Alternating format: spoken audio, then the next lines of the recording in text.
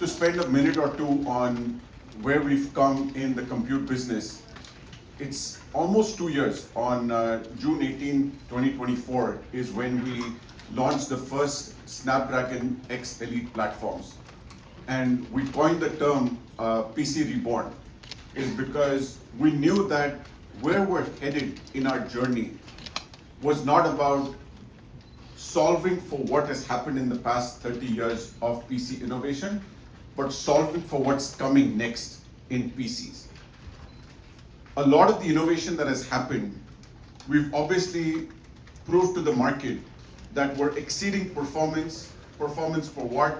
We focused on 3 big metrics all along the way. One was leading with performance and making sure that we have leading performance in all of our silicon. We want to make sure we lead with power. Obviously, continues to be something super critical across the board, even as we start looking at newer generation of devices. And third, as you look at AI as a key metric. When you think about the keynote today and what Cristiano talked about as we enter this agentic world, it is more and more important. Each of these things play a very important role, whether it's performance, whether it's power, or whether it's AI.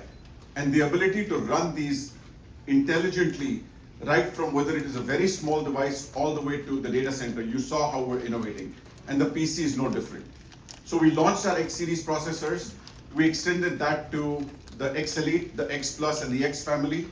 We launched the X2 Plus, we launched the X2 Elite, and the X2 Elite Extreme. And we wanted to make sure, our intent was very simple. We wanted to make sure that the experiences we offer are available to all the consumers at every price point that we could address. Last couple of years, it's great to actually be at the keynote. We also announced yesterday the IQ10 robotics reference design, which is something that is a new area for us. We've been partnered with Advantage for a number of years in this space, but the robotics reference design will be a humanoid-focused reference design. And you'll hear more about that at my keynote tomorrow at Computex, where we'll be sharing a lot more detail. Thank you. Yes, you're at the Computex. Welcome to the family. We are, we're excited. When you think about the investments that we've made over the last several years, it's a good endorsement of the fact that there is an ecosystem that's growing outside of x86.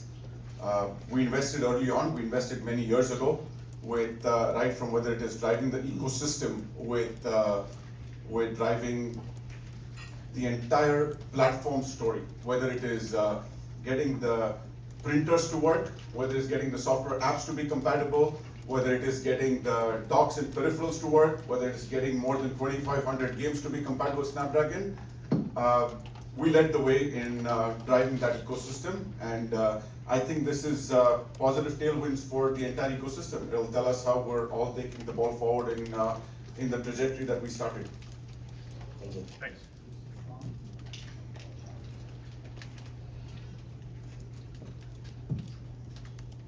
And we've actually learned a lot from automotive.